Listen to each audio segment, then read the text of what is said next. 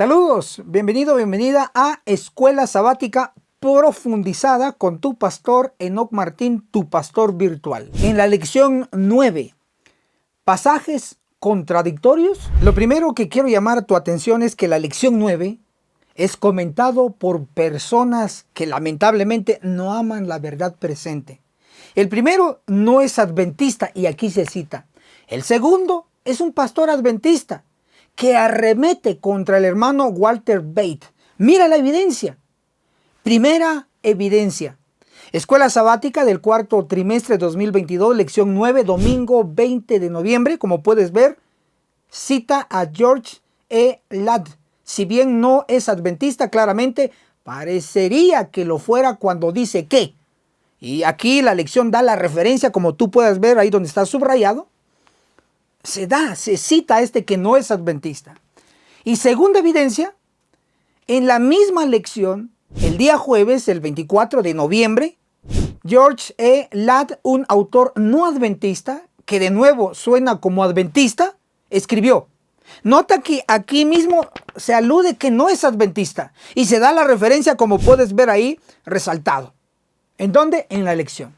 Y también se cita a otro personaje. En este caso sería la tercera evidencia. Lección 9, lunes 21 de noviembre. Wilson Paroschi reconoce que desde el punto de vista gramatical, y ahí se da la referencia de este autor adventista. Lo interesante es que Wilson Paroschi sí es pastor adventista. Él declaró en un video que el hermano Walter Bate no es teólogo. Por eso no debes confiar tu salvación eterna, asumiendo que solo los teólogos pueden comentar la Biblia. Vamos a colocar un pequeño fragmento de video donde alude lo que hemos dicho como evidencia. Mas existem alguns vídeos de tal de Walter White, é autor adventista, que defende o textus receptus com unhas e dentes. Quem é Walter White? Antes de falar quem é Walter White, Walter White é um zoólogo, tá? Não é teólogo, não é historiador, é um zoólogo. E isso é uma das coisas que me incomodam. O que existe de ólogo, que não é teólogo, produzindo vídeo na internet, e multidões ficam lá, olha, dá uma olhada, o que ele está falando é verdade. Gente, se vocês quiserem aprender sobre teologia, vocês vão a teólogo. Vocês não vão a zoólogo. Mas alguns acabam confiando a sua salvação eterna a pessoas que não têm preparo na área. Pasajes aparentemente contradictorios y controversiales que la iglesia sí debate. Porque te voy a mostrar 10 puntos controversiales que la iglesia no debate y te oculta. Lo que sí debate, número 1, Lucas 16, verso 19 al 31, el rico y el Lázaro, no es literal. Su interpretación es parabólico porque es una descripción de una parábola directa de Cristo. Y el espíritu de profecía afirma lo que digo. En la parábola del hombre rico y Lázaro, Cristo muestra que los seres humanos deciden su destino eterno en esta vida. Palabras de vida del Gran Maestro, página 207. Es una parábola, sencillo. Y lo que sí debate la iglesia, número 2, hoy conmigo en el paraíso. Lucas 23, 43. Entonces Jesús le dijo, de cierto te digo que hoy estarás conmigo en el paraíso. En este pasaje, el hoy era el día viernes, cuando Cristo y el ladrón fueron crucificados. Los protestantes caídos hacen creer que Cristo le prometió al ladrón arrepentido que ese viernes estarían juntos los dos en el cielo, lo cual no fue así, porque Cristo estuvo en la tumba todo el sábado y el domingo Cristo aún no había subido al cielo. Se lo dijo a María. San Juan, capítulo 20, el verso 17. Jesús le dijo, no me toques porque aún no he subido a mi Padre. Interesante entonces. Lo que también la iglesia sí debate, número 3, es predicar a los espíritus encarcelados. Primera de Pedro 3, del verso 13 al 20. Los protestantes caídos presumen que Cristo, cuando fue muerto, predicó a otros muertos, lo cual es un garrafal error. Primera de Pedro 3:19 declara, en el cual también fue y predicó a los espíritus encarcelados.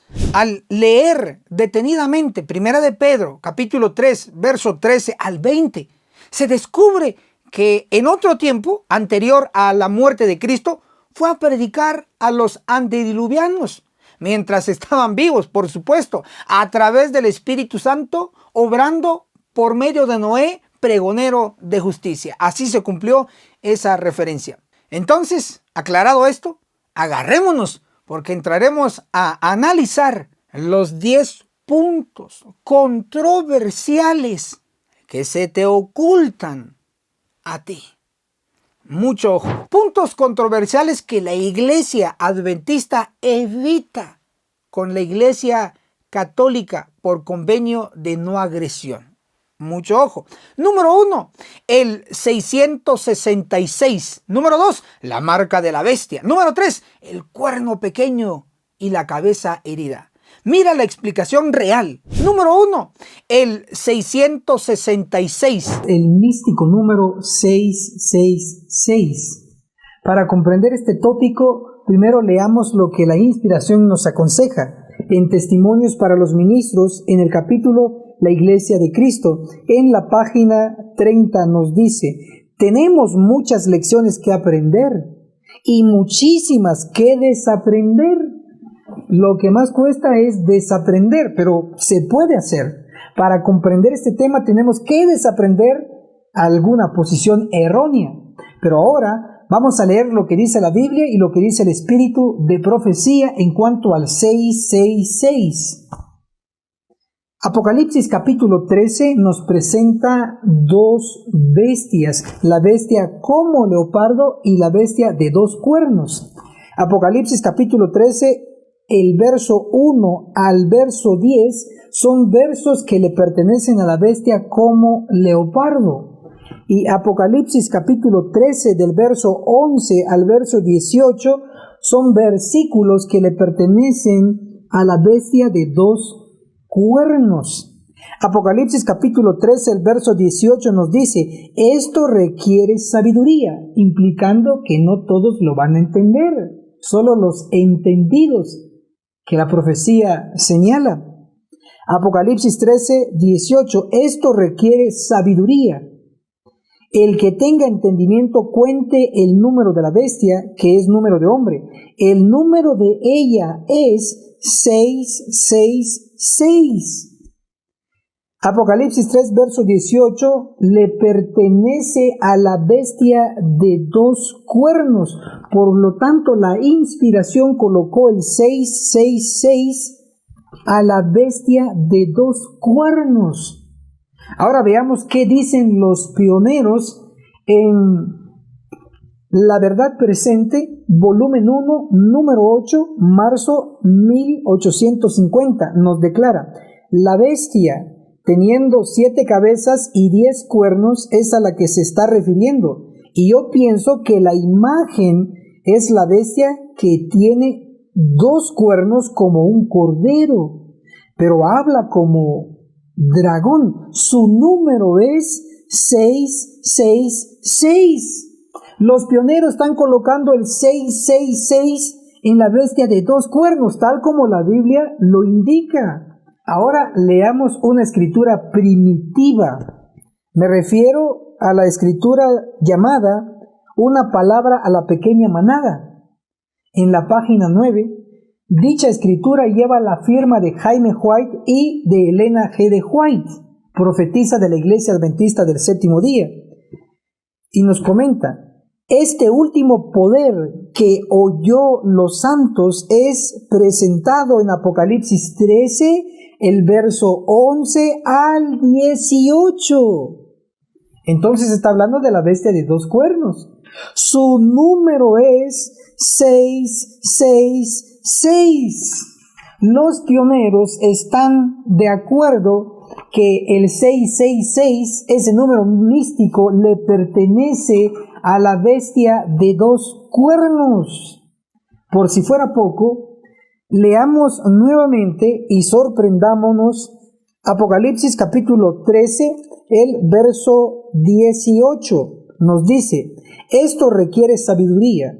El que tenga entendimiento cuente el número de la bestia, que es número de hombre. Contemos el número de la bestia.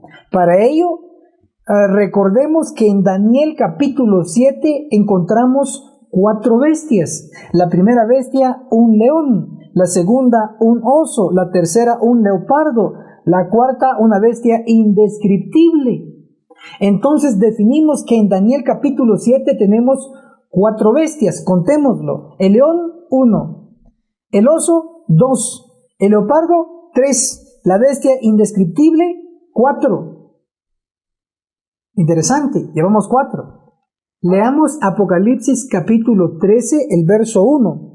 Me paré sobre la arena del mar y vi subir del mar una bestia que tenía 7 cabezas y 10 cuernos. Obsérvese que esta bestia tiene 10 cuernos, igual que los 10 cuernos de la cuarta bestia. Luego leamos Apocalipsis 13, el verso 2. La bestia que vi era semejante a un leopardo. Esta bestia tiene cuerpo de leopardo como el leopardo de Daniel 7. Luego nos dice, sus pies como de oso, igual que la bestia de Daniel 7, el oso. Y su boca como boca de león. La boca de león igual que la bestia de Daniel 7, un león.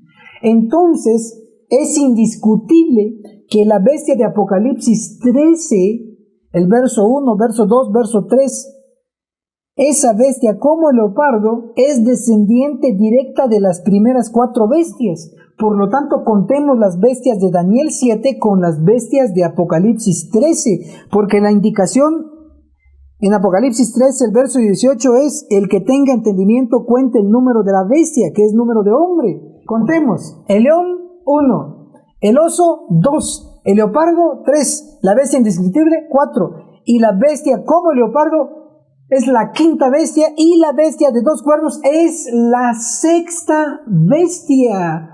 Es número de hombre, por eso es que el 666 le pertenece a la bestia de 2 cuernos. Número 2, la marca de la bestia. Para ello vamos a leer Apocalipsis capítulo 13, el versículo 15 al 17. Se le permitió infundir aliento a la imagen de la primera bestia para que la imagen pudiera hablar y dar muerte a todo el que no adora la imagen de la bestia. Verso 16, y ordenaba que a todos pequeños, grandes, ricos, pobres, libres, siervos, se les ponga una marca en la mano derecha o en la frente. Verso 17, y que ninguno pueda comprar ni vender, sino que el que tenga la marca o el nombre de la bestia o el número de su nombre. Aquí es donde se obtiene la famosa frase, la marca de la bestia. ¿Qué representa la marca de la bestia? Donde estará involucrado la bestia de 2 cuernos, la bestia mixta de Apocalipsis 13, ambas bestias, y estará involucrada también la bestia escarlata de Apocalipsis 17. La marca de la bestia, hoy tenemos que dejar bien claro a qué se refiere. Testimonios para los ministros, el capítulo La alta norma de Dios, la página 133, declara: Juan fue llamado a contemplar a un pueblo distinto de los que adoran a la bestia o a su imagen al guardar el primer día de la semana. La observancia de este día es la marca de la bestia. El primer día de la semana es el domingo. Por lo tanto, la marca de la bestia será la observancia del día domingo. Veamos también lo que dice el Espíritu de Profecía en otro de sus libros. En este caso, el libro Eventos de los Últimos Días en la versión antigua. Se encuentra en la página 228. Si usted tiene la versión de Eventos de los Últimos Días, versión nueva, está en la página 190. Leo: cuando llegue la prueba se manifestará claramente qué es la marca de la bestia. Es la observancia del domingo. Definitivamente está bien claro que la marca de la bestia será la observancia del domingo. Número 3, el cuerno pequeño y la cabeza herida. La amalgamación del cuerno pequeño. Daniel capítulo 7, el verso 8 declara: mientras yo contemplaba los cuernos, vi que otro cuerno pequeño subió entre ellos, y delante de él fueron arrancados 3 de los primeros cuernos. Este cuerno tenía ojos como de hombre y una boca que hablaba con gran arrogancia. Tenemos entonces el cuerno pequeño. Definamos lo que significa amalgamación. Es la mezcla de 2 especies. En el caso del Dios creador, hizo el mundo animal. Antes del diluvio hubieron mezclas de especies. A esas mezclas les llamamos amalgamación. Pongamos un ejemplo real que no podemos negar. La mezcla de una especie con otra especie dio como resultado los dinosaurios. Los dinosaurios existieron y lo sabemos porque se encuentran actualmente fósiles de ellos. Pero fueron animales que Dios no creó, sino que fueron amalgamados, es decir, fusionados, mezclados. Todo lo que Dios no creó fue destruido por el diluvio. Todo lo que Dios creó ingresó al arca, tanto ser humano como las especies de animales. El cuerno pequeño es una amalgamación, es decir, es una mezcla de 2 elementos. En este caso, de cuerno con cabeza. Pero antes de entrar de lleno, identifiquemos qué representa el simbolismo del cuerno pequeño. Para ello vamos a leer lo que dice el libro El conflicto de los siglos.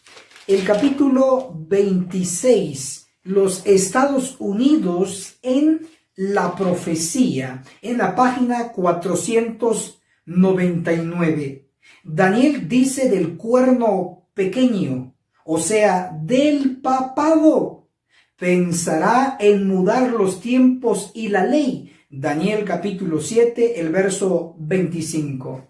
En definitiva, el cuerno pequeño de la cuarta bestia indescriptible representa al papado. El símbolo que representa al papado está formado por 2 elementos. Número 1, por cuerno, que le pertenece a una bestia. Número 2, por una cabeza que le pertenece a un hombre. Es decir, el cuerno pequeño es una amalgamación de bestia por el cuerno y hombre por la cabeza, dando como resultado el cuerno cabeza, llamado en Daniel capítulo 7, el verso 8, el cuerno pequeño. Veamos el significado aislado de los elementos fusionados. El cuerno en profecía, ¿qué representa? Un cuerno común.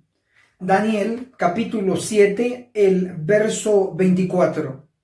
Los 10 cuernos significan que de aquel reino se levantarán 10 reyes. Entonces, un cuerno común representa a un rey, el poder civil. Definimos entonces que el cuerno en el simbolismo representa el poder civil. Eso implica entonces que la cabeza representa el poder religioso, puesto que el cuerno pequeño de la cuarta bestia es una combinación de los dos elementos, implica que este cuerno pequeño tenía tanto el poder civil como el poder religioso.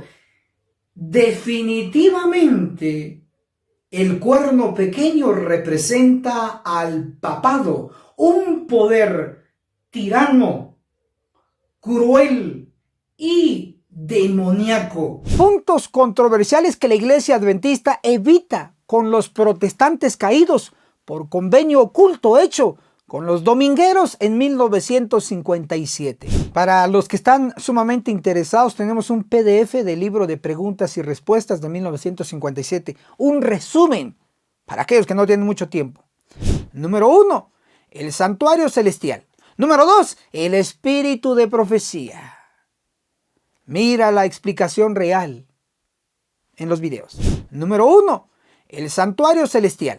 Apocalipsis capítulo 4, verso 2. Al instante estaba yo en el espíritu y vi un trono colocado en el cielo, subrayemos, en el cielo, y a uno sentado en el trono. El que estaba aquí sentado era el anciano de días, Dios el Padre, el juez, para iniciar el juicio investigador de los muertos en el cielo, en el santuario celestial. Ahora leo Apocalipsis 4, el verso 5. Del trono salían relámpagos, voces y truenos, y delante del trono había 7 lámparas de fuego ardiendo. ¿El trono dónde estaba? En el cielo. ¿Qué había delante del trono? 7 lámparas. ¿Y qué forman 7 lámparas? Un candelabro, un candelero, un mueble del santuario. Por lo tanto, ¿qué es lo que vio Juan? Vio el santuario. Sí. Ahora, todo esto que he dicho lo corrobora el espíritu de profecía. Le cito en el libro Patriarcas y Profetas, página 370. Cuando en visión se le mostró al apóstol Juan el templo de Dios que está en el cielo, se le permitió al profeta contemplar el lugar santo del santuario celestial. Subrayamos ahí, santuario celestial. Y vio allí 7 lámparas de fuego y el altar de oro representados por el candelero de oro y el altar del incienso o perfume en el santuario terrenal. Subrayamos también, santuario terrenal. Nuevamente el templo de Dios fue abierto en el cielo y vio el lugar santísimo detrás del velo interior. Ahí contempló el arca de su testamento, representada por el arca sagrada construida por Moisés para guardar la ley de Dios. Hasta aquí todo lo que hemos dicho se ha corroborado con el espíritu de profecía. Ahora debo de mencionar que lo que está aconteciendo en el cielo, en el santuario celestial, que es el juicio investigador de los muertos, léase Apocalipsis 20, versículo 12, donde dice que los muertos son juzgados a través de la revisión de los libros. Y se toma la decisión si va a resucitar entre los justos o va a resucitar entre los injustos y pecadores.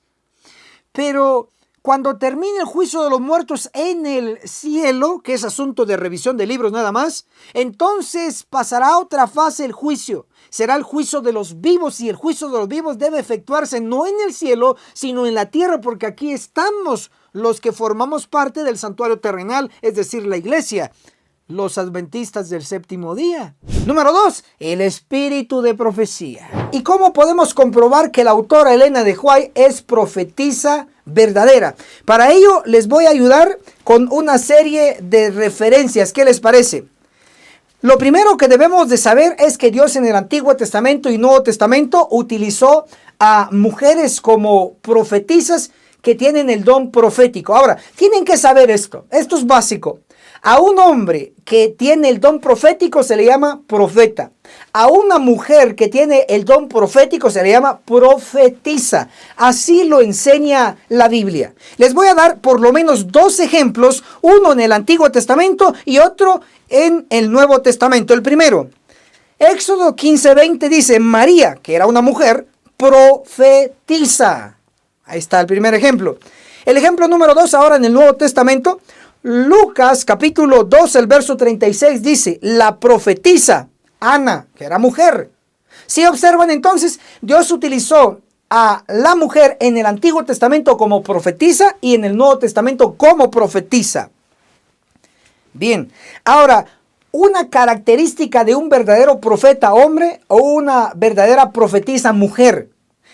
Hay varias, pero la más resaltable que quiero traer a coalición o a su mente es que lo que dice un profeta y no se cumple es un falso profeta. Pero si lo que dice un profeta y se cumple es un verdadero profeta.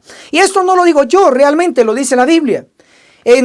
Aquí en el Antiguo Testamento, en el Pentateuco, en el libro Deuteronomio, capítulo 18, el verso 22 declara: ni se cumple, con arrogancia la ha hablado el profeta. ¿Sí? Entonces, si no se cumple es un falso profeta. Si se cumple es un verdadero profeta.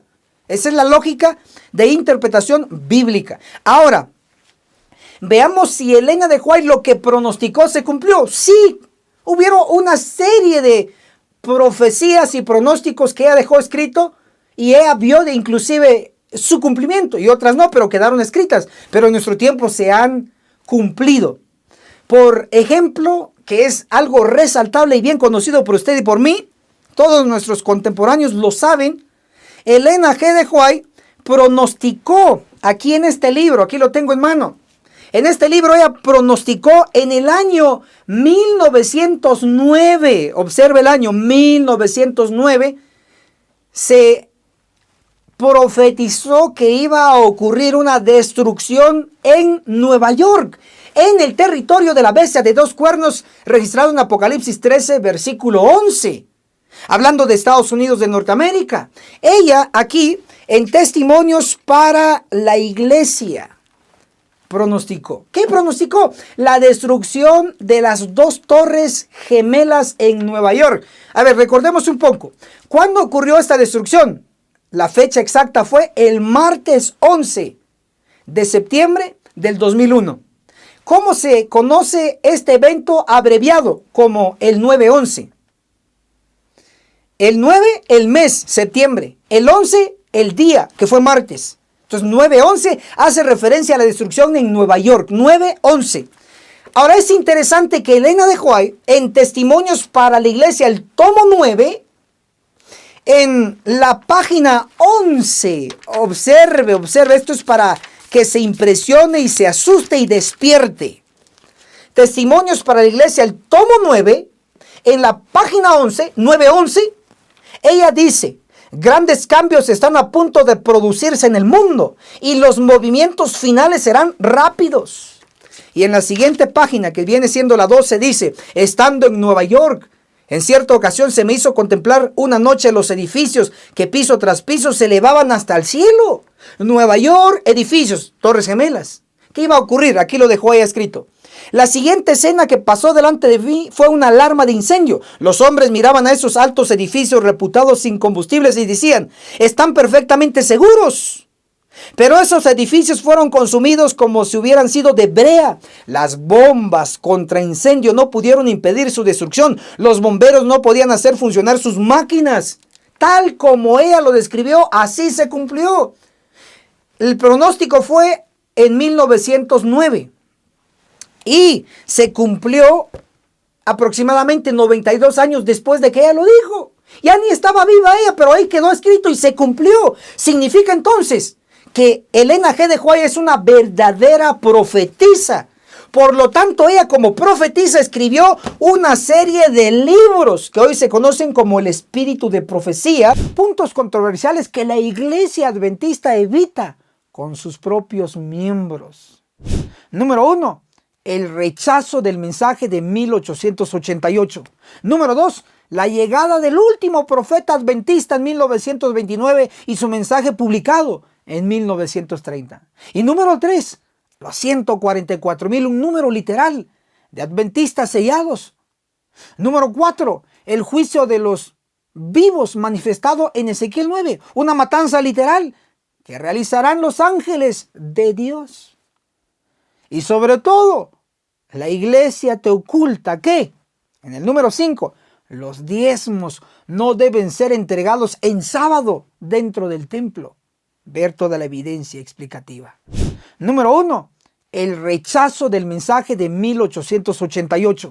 Jones y Waggoner. Sí, acá los tenemos. Jones y Waggoner, los dos mensajeros.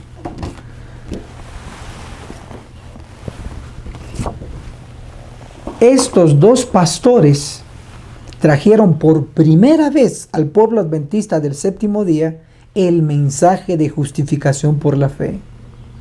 Y también fueron dos, eso es impresionante. Sin embargo, así como en el tipo se rechazó el mensaje de justificación por la fe, en el antitipo, en la iglesia adventista del séptimo día, se rechazó también el mensaje de justificación por la fe. En el año de 1888, el liderazgo, según los expertos, según los que han analizado a profundidad este detalle, el 95% aproximadamente de los líderes de aquel tiempo, de los líderes de la iglesia adventista, rechazaron el mensaje de justificación por la fe. ¿Cuánto? Cerca del 95% de los líderes. ¿En qué año? En 1888. Pero al pueblo se le dio 2 años para que aceptaran el mensaje de justificación por la fe. Elena de White aceptó este mensaje poderoso de Jones y Waggoner. De hecho, les apoyó, los ayudó para ir a predicar de iglesia en iglesia.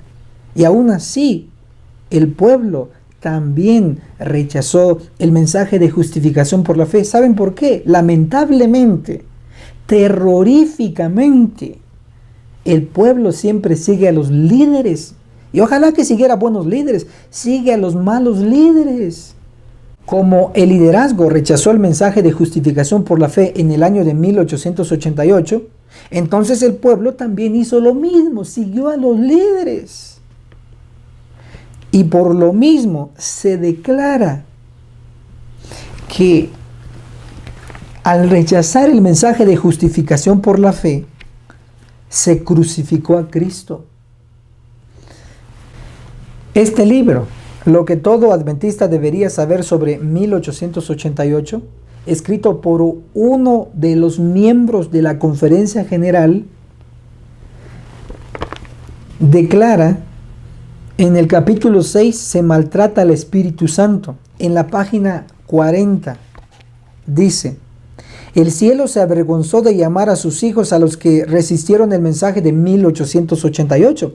Algunos eran dirigentes como Butler y Smith, que habían usurpado el lugar de Dios en los pensamientos de la mayoría de los obreros.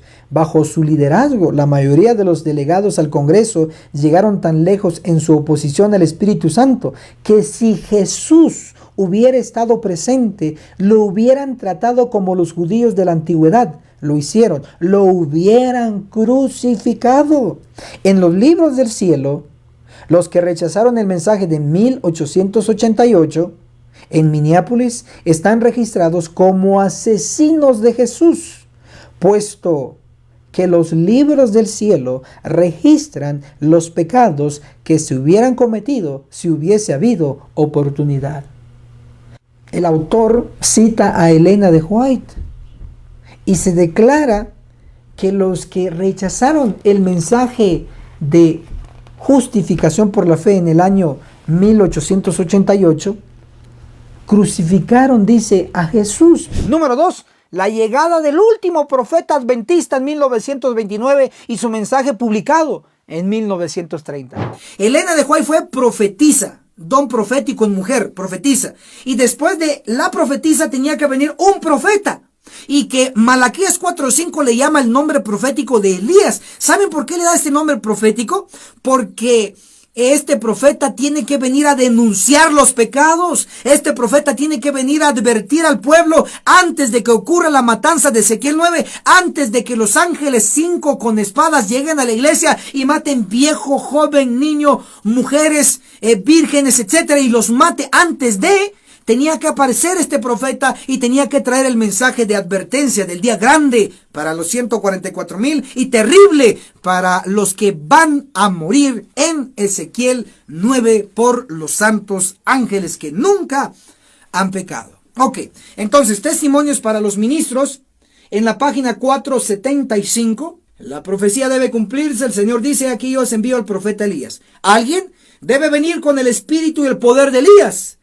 Y cuando aparezca, los hombres posiblemente dirán: eres demasiado piadoso, no interpretas las escrituras de la debida manera.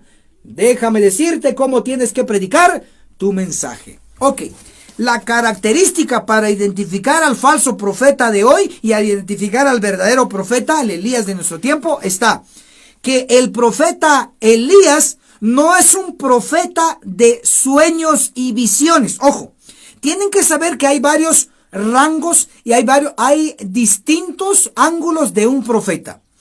En la Biblia, como Daniel, él fue profeta, tuvo sueños y tuvo visiones. Daniel como profeta. Elena de White como profetisa tuvo sueños y tuvo visiones. Perfecto, 100 puntos, felicitaciones, magnífico, hicieron su trabajo. Pero les menciono, Juan el Bautista, según las palabras de Cristo, él fue más que un profeta. Pero yo les pregunto, ¿cuál sueño tuvo Juan el Bautista? No tuvo ningún sueño Juan el Bautista. Díganme, ¿cuál fue la visión que tuvo Juan el Bautista? No tuvo ninguna visión Juan el Bautista. Y aún aunque no tuvo sueño ni visión, Juan el Bautista fue profeta. Entonces, el rango de profetas con sueños y visiones, sí es cierto, pueden haber. Y el rango de profetas sin sueños, sin visiones, también pueden haber. En ese rango está Juan el Bautista, no tuvo sueños ni visiones y fue profeta. Fue un profeta que interpretó la Biblia, explicó la Biblia, pero fue un profeta. En este mismo rango está David. David fue profeta. Vaya a leer Hechos capítulo 2, todo el capítulo, y ahí va a encontrar que David fue profeta. Así lo dice Hechos capítulo 2, lea todo el capítulo. Dice que David fue profeta. David no tuvo sueños ni visiones y fue profeta. Salomón también fue profeta y no tuvo sueños ni visiones y fue profeta. Vaya y compruebe en sus libros, Eclesiastés, Cantares, y va a comprobar que él fue profeta. Pero bueno, entonces, en el mismo rango que estuvo David como profeta, Salomón como profeta, Juan el Bautista como profeta, en este mismo rango está clasificado el Elías de nuestro tiempo. Es un profeta sin sueños, sin visiones, sino que es un profeta que interpreta. Por eso aquí dice la hermana White, en Testimonios para los Ministros, en la página 475, dice ella, hablando del profeta Elías: alguien debe de venir y le van a decir, déjame decirte cómo tienes que predicar tu mensaje, porque no interpretas las escrituras de la debida manera. Entonces, este profeta Elías no es un profeta de sueños y visiones, sino que según Elena de White, es un profeta que tenía que venir a interpretar las escrituras. Entonces, este último profeta no va a tener sueños ni visiones, sino que solo viene a interpretar las escrituras. Viene a interpretar lo que es Ezequiel capítulo 9, viene a interpretar lo que es Apocalipsis 7, los 144,000, viene a interpretar lo que son las 7 trompetas, viene a interpretar lo que son los 7 sellos, viene a interpretar verdaderamente la piedra de Daniel 2, viene a interpretar verdaderamente Apocalipsis 13, la bestia mixta, la bestia de 2 cuernos, etc. Este profeta viene a interpretar lo que dice la Biblia. Los puntos más difíciles viene a interpretar. Entonces, ¿cómo podemos identificar al falso profeta? Porque si hoy viene alguien y dice que es profeta, hoy un hombre, y dice que es el Elías que la profecía indicó, si este hombre dice que es el Elías, el último profeta para la iglesia, y él dice que tiene sueños y que tiene visiones, descartado, no es falso, porque el verdadero y último profeta para la iglesia adventista solo va a venir a interpretar la Biblia, porque ya no necesitamos más sueños y más visiones. Lo que necesitamos es que nos expliquen los sueños y visiones que ya están en la Biblia. Por eso es que Dios envía al último profeta a interpretar, no a tener sueños y visiones. Por lo tanto, aquel hombrecito que diga que es el Elías de hoy y que dice que tiene sueños y que tiene visiones, es un falso profeta, porque el último no tiene que tener sueños y visiones. El verdadero último profeta Elías para la iglesia adventista solo viene a interpretar la Biblia y nunca dice, yo soy profeta. No, es humilde como lo fue los demás profetas antiguos. Así que, hermanos queridos, les digo, el último profeta para la iglesia adventista ya vino y trajo un mensaje. Trajo un mensaje poderoso, y el nombre del mensaje, les voy a decir el año que llegó el profeta.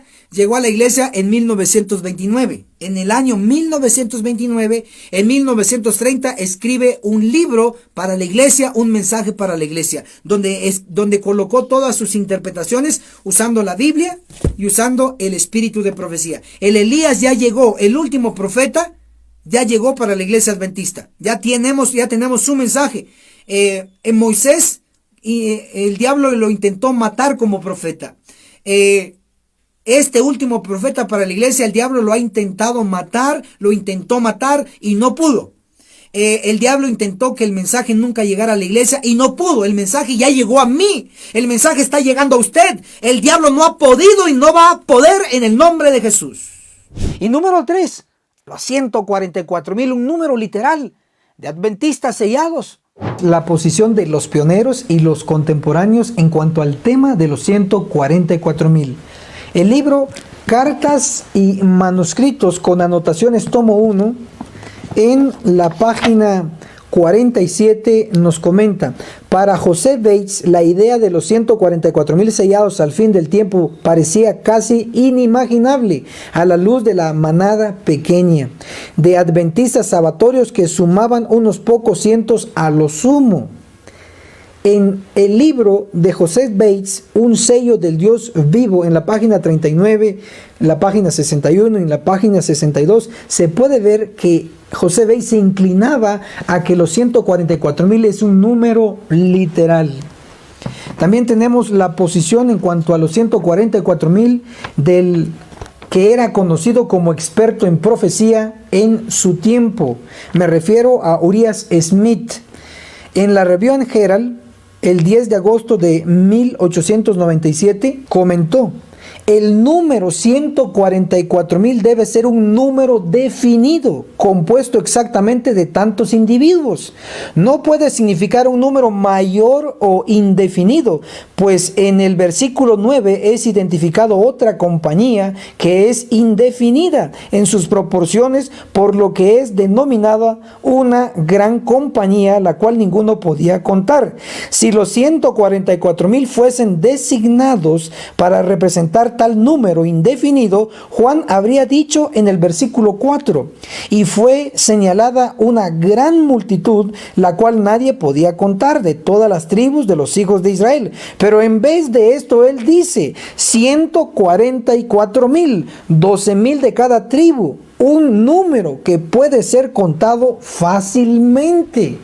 Obviamente, Urias Smith estaba inclinado a que los 144,000 es un número literal.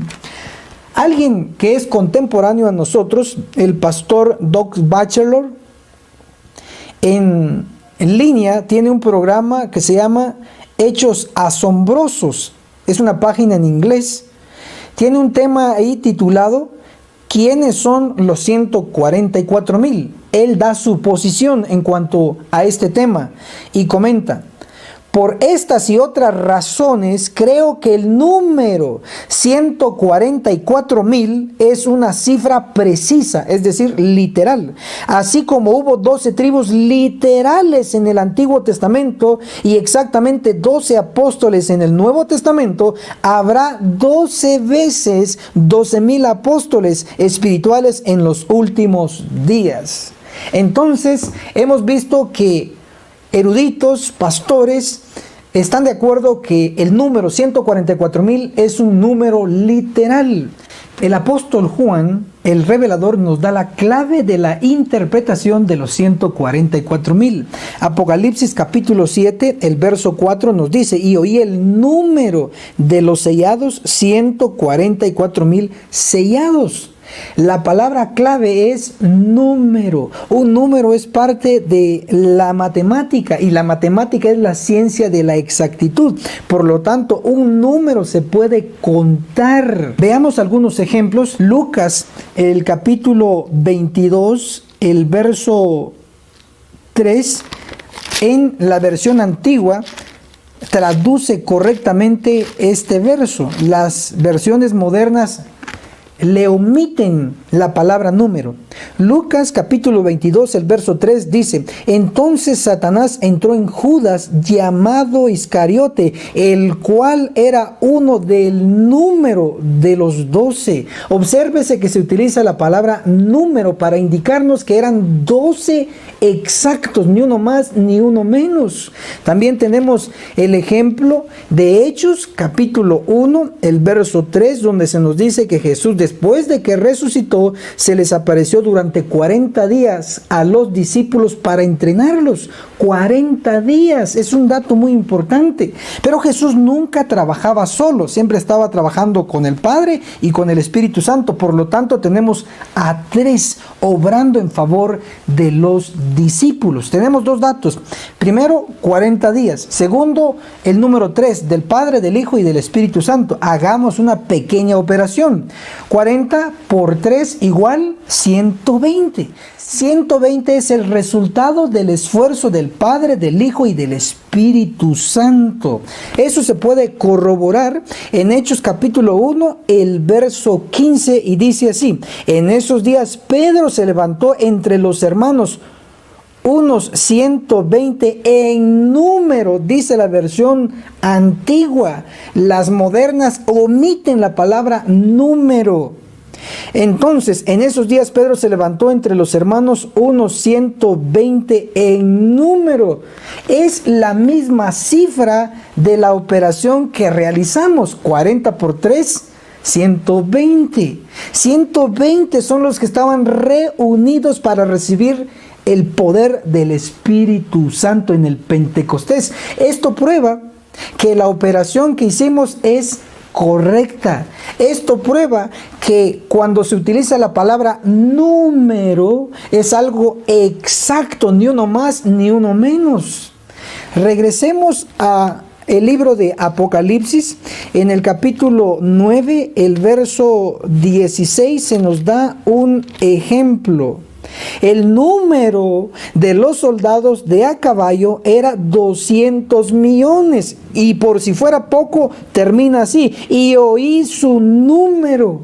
2 veces se menciona número en Apocalipsis capítulo 9, el verso 16. ¿Por qué? Para enfatizarnos, para asegurarnos que es algo literal y no simbólico.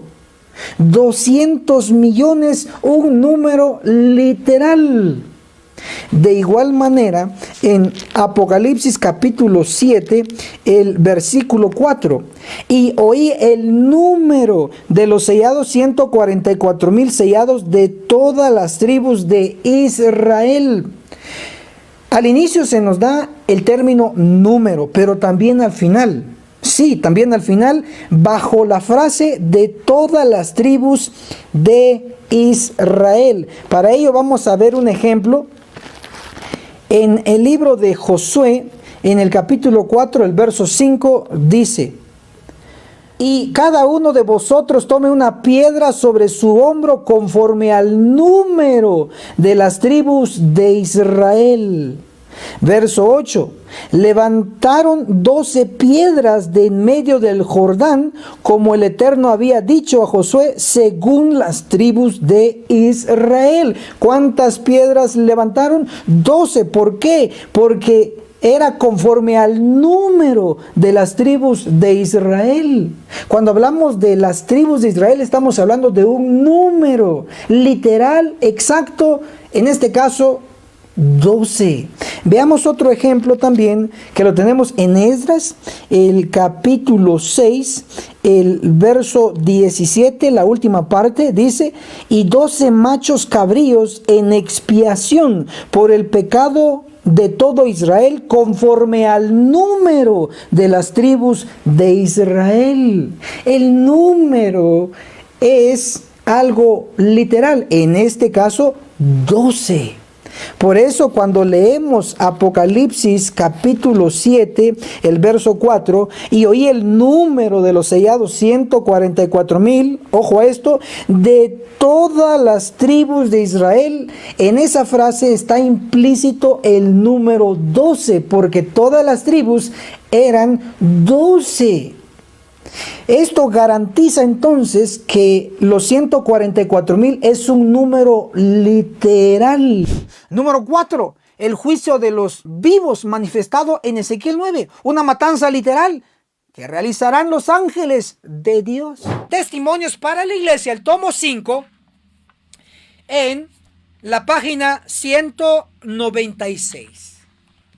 Aquí cita la hermana Elena de White Ezequiel 9, versículos 5 y 6, y hace un comentario. Después de mencionar Ezequiel 9, ella hace un comentario. Aquí vemos, ¿en dónde? En Ezequiel 9. Aquí vemos que la iglesia, a ver, ¿quién? La iglesia. ¿Qué iglesia? La verdadera. La que Dios la tiene como la niña de sus ojos. ¿Qué iglesia? El pueblo verdadero de Dios.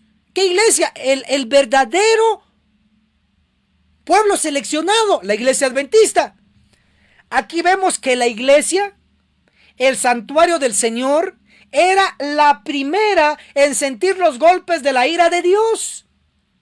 Entonces, si notamos, si la iglesia adventista va a ser la primera en el juicio de los vivos, cumpliéndose la matanza de Ezequiel 9 en la iglesia primero, significa, si hay primero, debe haber segundo. Debe haber un segundo Ezequiel 9. Debe haber un segundo juicio de los vivos en el mundo. Así que los de la iglesia nos tenemos que reformar primero, y los del mundo o los de las otras iglesias también tienen que hacer lo mismo, solo que va en orden. Ahora, hablando del juicio de Ezequiel 9, primero en la iglesia, sigue diciendo el libro, Testimonios para la Iglesia, el tomo 5, en la página 196. Estos perros mudos, los que no predican el juicio de los vivos hoy, estos perros mudos que no querían ladrar, son los que sienten la justa venganza de un Dios ofendido. Hombres, jóvenes y niñitos, todos perecen juntos. Pero ¿dónde están estos hombres, estos jóvenes, estos niñitos? ¿Dónde están? Dice la hermana White, en la iglesia. ¿Qué iglesia? El pueblo de Dios. Entonces, ¿sí notan la gravedad de la situación? Si notamos que como pueblo de Dios, la iglesia adventista del séptimo día, además de defender con capa y espada la verdad del sábado, además de defender que hay un santuario celestial, también tenemos que saber y enfrentar muy pronto el juicio de los vivos. Va a haber una separación física, y esto no es nuevo. En el pasado Dios cortaba, según Levíticos 23, lea todo el capítulo, en el día de la expiación, el que no ayunaba, el que no afligía su cuerpo, el que no confesaba sus pecados, caía muerto, era cortado entre su pueblo, literalmente. Separación entre el pecador arrepentido y el pecador empedernido, no arrepentido. Físicamente se va a volver a repetir, lo dice Elena de White. Manuscritos inéditos, el tomo 1, en la página 241. ¿En qué año fue escrito? Lo voy a leer aquí. Carta a las iglesias de Oakland y Berkeley, 26 de septiembre de 1909. Si usted quiere ser más específico, escriba 26 de septiembre de 1909. Y si usted quiere ser más rápido, solo escriba 1909. Muy importante, 1909. ¿Qué escribió la sierva del Señor? Aquí está.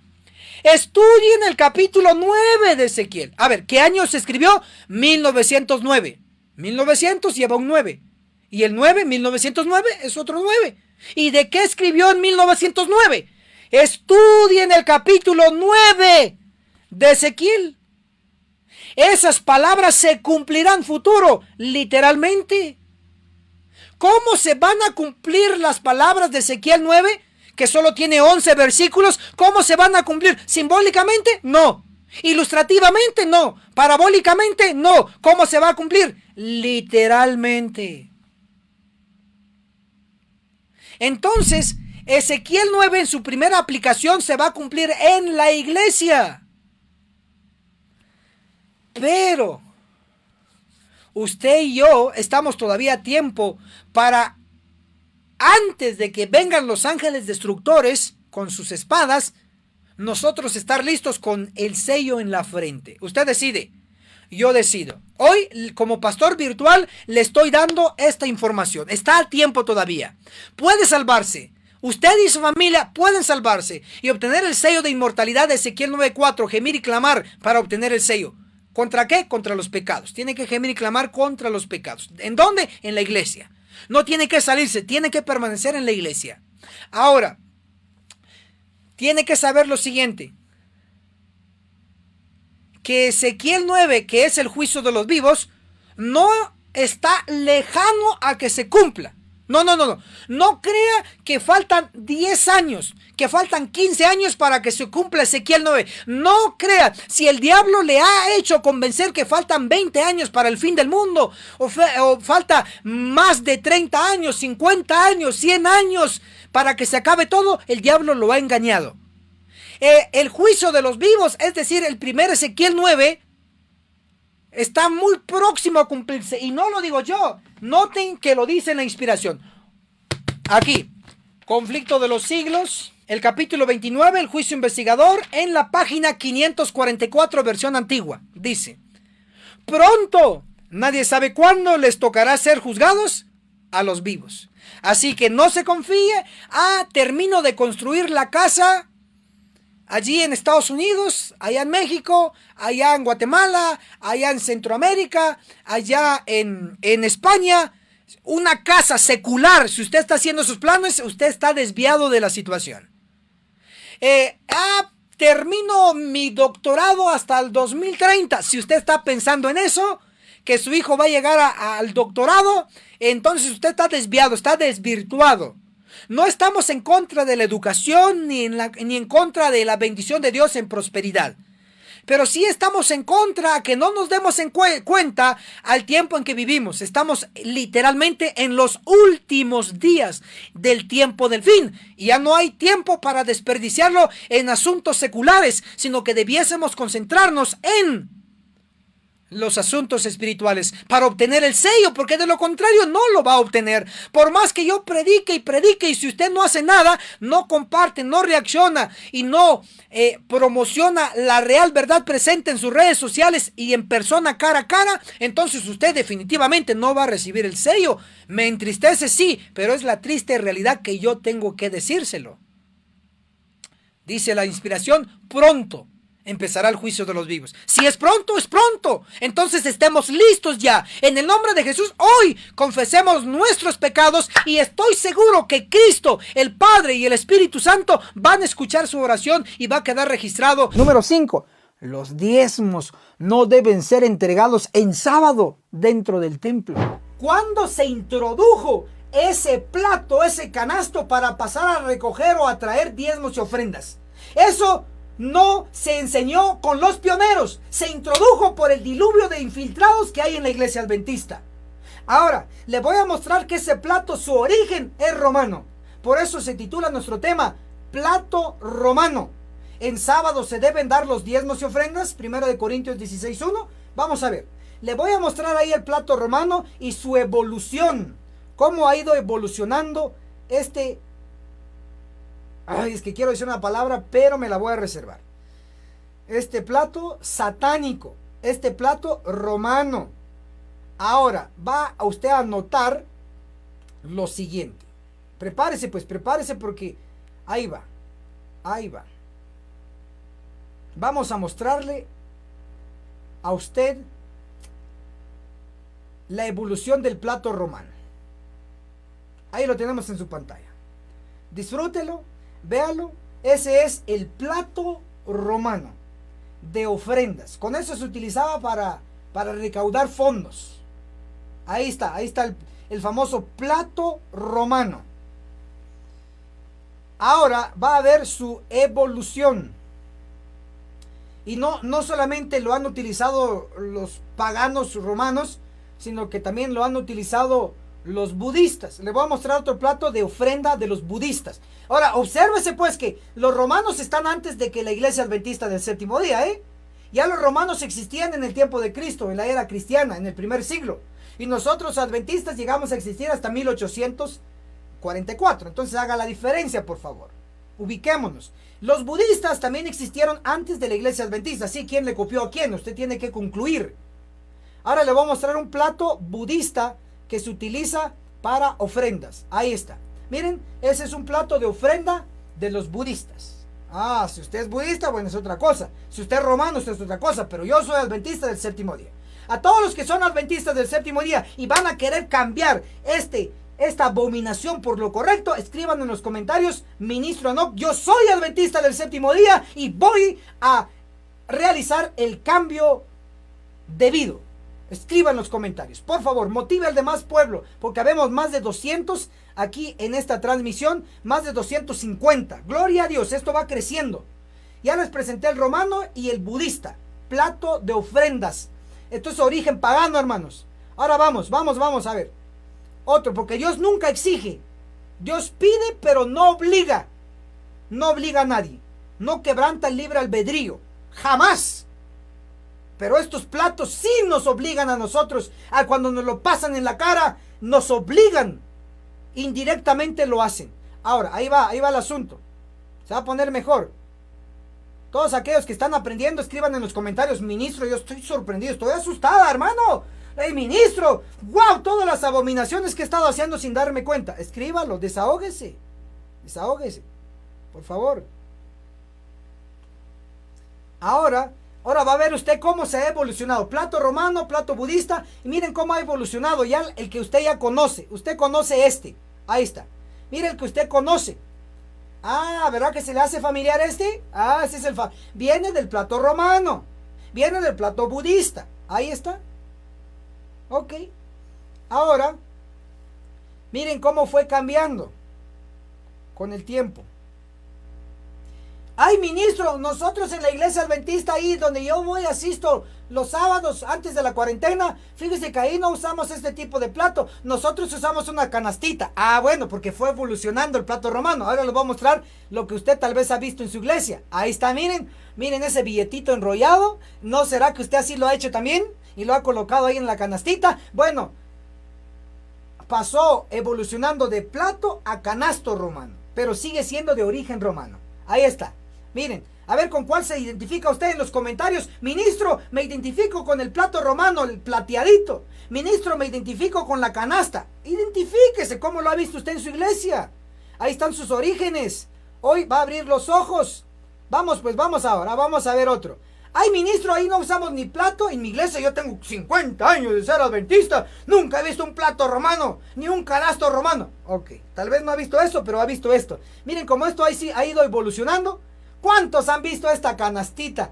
Miren el colorcito púrpura, como lo de los sacerdotes. Ahí están los jesuitas infiltrados. Ellos lo inventaron y ahora se metió en la iglesia adventista. Ahí esta bolsita sí lo vio usted en su iglesia.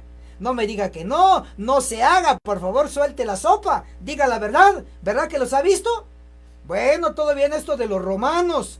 Ahí vienen de los romanos, así que esta es una abominación que no debe usted de admitirlo. Hasta aquí usted ya vio lo que Dios desaprueba. Óigase bien, miren, todo esto lo aprendió la denominación por perezosa. Por perezosa, así de sencillo, no hay otra palabra. Porque Dios no aprueba esto.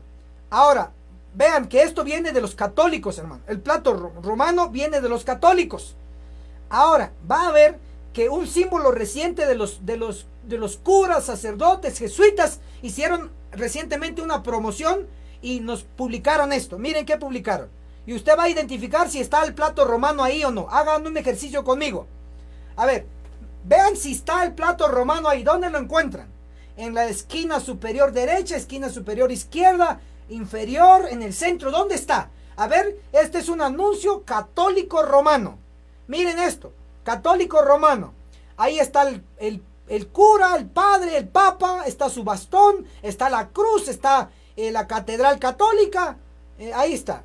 Ahora, usted encuentra algo ahí. Esto lo acaba de publicar los sacerdotes, lo publicaron en línea. Si usted quiere esto, se lo voy a mandar como evidencia. Miren qué tienen ellos ahí como símbolo de sus diezmos y ofrendas. En Colombia se reciben, algunos curas reciben diezmos.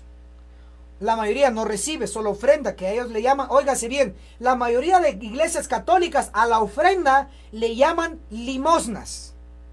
Así que cuando lee usted ahí en ese anuncio limosnas, tómese como ofrendas. Y le voy a dar un tips ahí para que usted aprenda hoy un poquito más. En la iglesia católica estaban dando los feligreses en papel, en efectivo, pero en papel, billetes. Entonces, ¿qué estaba pasando? Estaban dando billetes falsos. Y entonces, si daban un billete, por decir, $100, y decían, voy a dar $50, entonces denme el cambio.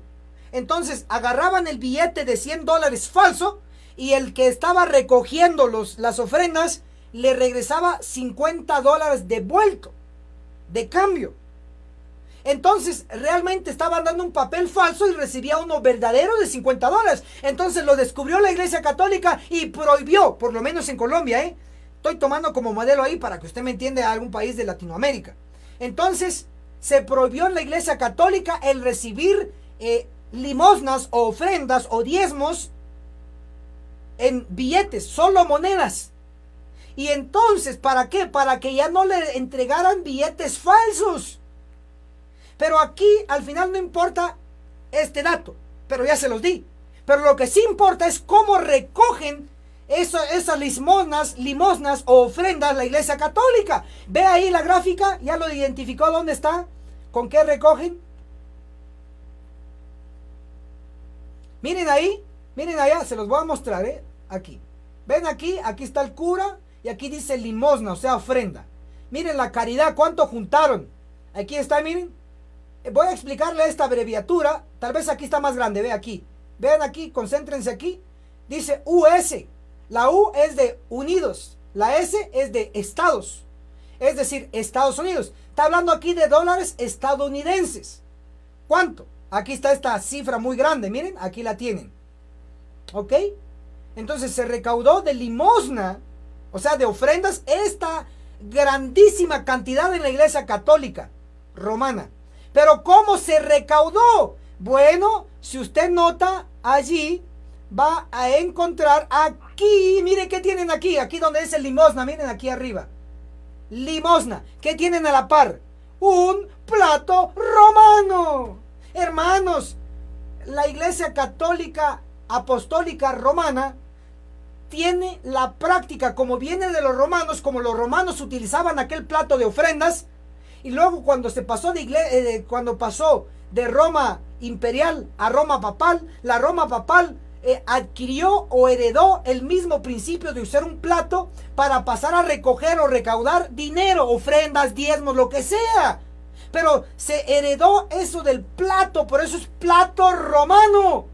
Yo no apruebo como ministro del Evangelio y como creyente de la Biblia y como creyente del espíritu de profecía, no apruebo en ninguna iglesia adventista del séptimo día, basado en la escritura, no se aprueba, Dios no aprueba el uso de ningún tipo de derivado de plato romano, llámese canasta, llámese bolsita, todo eso es católico. Ahí se lo estoy mostrando. Miren, los católicos recaudaron millones de dólares con el plato romano. Ahí lo tienen, lo están viendo.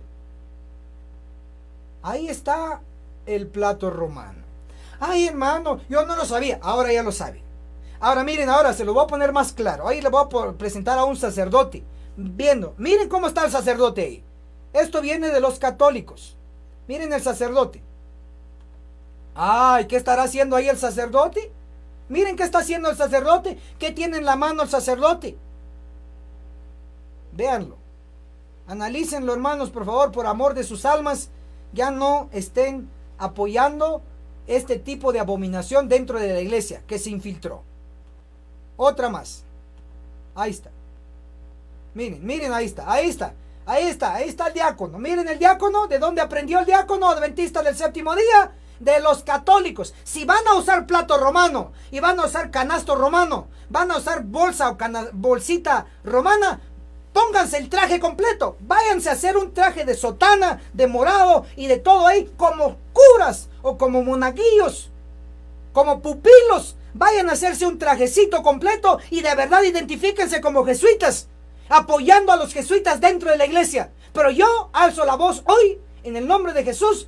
Cero abominación, no más, no más. Se les acabó la fiesta a estos jesuitas infiltrados en la iglesia que promueven el plato, canasto, bolsa romana. No más, solo un cofre es lo que aprueba el Señor, no estas abominaciones. Así que corran la noticia, hagan, miren, más de 240 aquí, televidentes, más los que están retransmitiendo, llegamos a miles. Compartan esta abominación, ya no más se tiene que hacer. ¿Qué es lo que lo aprueba el Señor? Un cofre, solo un cofre, voluntario, ahí cada quien tiene que ir a pasar sin que lo obliguen. Voluntario, no dentro del templo, sino afuera del templo, como lo dice el deseado de todas las gentes y lo dice la Biblia, hermanos. Ahora, ya descubrimos que no hay que usar platos romanos ni sus derivados, está prohibido por Dios. Ahora, ¿en qué día hay que entregar diezmos y ofrendas? Ah, bueno, esto se va a poner buenísimo. Vamos pues, esto va a ser nuestro último punto fuerte. ¿En qué día? Bueno, ahora vamos a concentrarnos y nos vamos a dirigir ya rápidamente, que el tiempo ha avanzado, a Primera de Corintios, capítulo 16. Apunta por favor, porque ahorita vamos a ir a ver en qué día hay que dar diezmos y ofrendas. Primera de Corintios 16, versículo 1 al 3. Dice así la palabra de Dios. Búsquelo, porque pues dice, lo dijo el ministro Enoch. No, yo no lo dije, yo lo estoy leyendo, que es diferente. Primera de Corintios 16, el 1 dice: en cuanto a la colecta para los santos, haced vosotros también según ordené en las iglesias de Galacia. Así que Pablo ordenó, no fue una sugerencia, fue una orden. Primera de Corintios 16, verso 2. Cada primer día de la semana. ¿Cuándo? Cada primer día de la semana. Cada uno de vosotros aparte algo según haya prosperado y guárdelo, para que cuando yo llegue no se haga entonces la colecta. ¡Wow! ¿Cuándo entonces hay que apartar lo que uno ha decidido entregar para el Señor? Cada primer día de la semana. Ahora dice, ministro, momento, porque ahí usted ha leído, está hablando de colectas. Está hablando de ofrendas, no está hablando de diezmos ahí, ministro. Ah, bueno, usted está poniendo atención entonces. Sí, efectivamente, Pablo ahí en 1 Corintios 16 está hablando de ofrendas, de colectas. No está hablando de diezmos directamente, pero, momento, one moment please. Aguántenme un ratito, les voy a dar citas del Espíritu de Profecía a ver cómo lo interpretan. Pero ahorita mismo quiero enfatizar el asunto de que debe ser cada primer día de la semana. Ahora, voy a leerles entonces lo que dice este maravilloso libro. Miren, Mayordomía Cristiana, de Elena G. de White. Si no lo tiene, descárguenlo en el internet. Mayordomía Cristiana, Elena G. de White. Este libro le puede salvar la vida, porque si usted lo está haciendo incorrecto, se puede perder. Mayordomía Cristiana, Elena G. de White. ¿Qué página vamos a leer de este libro? Específicamente, vamos a leer la página 85 en la versión antigua. Mayordomía Cristiana, consejos sobre mayordomía cristiana de Elena de White, en la página 85. Pero, ¿qué capítulo? El capítulo 16. Miren qué interesante, aprenda esta parte. Primera de Corintios, capítulo 16, habla de cada primer día de la semana hay que entregar lo que le pertenece al Señor. Primera de Corintios 16. Y Consejos sobre mayordomía cristiana, en el capítulo 16, regularidad y sistema, dice: las instrucciones dadas por el Espíritu Santo por medio del apóstol Pablo concernientes a los donativos presentan un principio que se aplica también al diezmo. Claro, Pablo estaba hablando de colectas, de ofrendas, sí, pero dice la hermana Elena de Juárez, profetisa de su iglesia, de nuestra iglesia, dice que eso se aplica también al diezmo. Y sigue diciendo: el Espíritu Santo por medio del apóstol Pablo concerniente a los donativos presentan un principio que se aplica también al diezmo. Cada primer día de la semana, cada uno de vosotros ponga aparte algo según haya prosperado. Primera de Corintios 16, verso 2. ¡Wow! Entonces, la Biblia, en Primera de Corintios 16, y consejos sobre mayordomía cristiana en el capítulo 16, ¡qué perfección!, están hablando de lo mismo. Que esto se aplica también para los diezmos. Entonces, ¿cuándo hay que entregar los diezmos y ofrendas? El primer día de la semana. Así de sencillo. ¿Qué tan difícil es comprenderlo? Ha llegado el tiempo, después de ver toda esta evidencia y todos los errores que se están cometiendo dentro del pueblo, y sobre todo lo que te están ocultando, podemos decir, llegó el tiempo de hacer un cambio rotundo. Ya no más el apoyo hacia los que te ocultan la verdad. Apoya directamente a los que predicamos la real verdad presente. Toma acción, que el tiempo se acaba y tenemos que alcanzar a más de 22 millones de adventistas del séptimo día. Que Dios te bendiga a ti y que bendiga a toda la iglesia adventista del séptimo día. Muchas gracias. Si aún no te has suscrito en nuestro canal del Pastor Enoc Martín, suscríbete, dale clic en el botón rojo donde dice suscribirse y también clic a la campanita donde dice todas, para que te llegue todas las notificaciones cada vez que tu servidor suba video nuevo, y así estarás actualizado. Muchas gracias. Agencia Misionera AMI te regala una doctrina completa con los siguientes 3 cursos. Apocalipsis, el perfecto arte profético, con el autor Pastor Enoc Martín, donde se explica todo el libro de Apocalipsis, que consta de 22 capítulos. Daniel, el perfecto arte profético, donde explicamos capítulo por capítulo de dicho libro profético. El testimonio de Jesús, 100% bíblico, que consta de 22 lecciones. Puedes comunicarte con nosotros a nuestro número de WhatsApp, más 502 42 29 77 86. Recuerda, no es vendido, es gratis.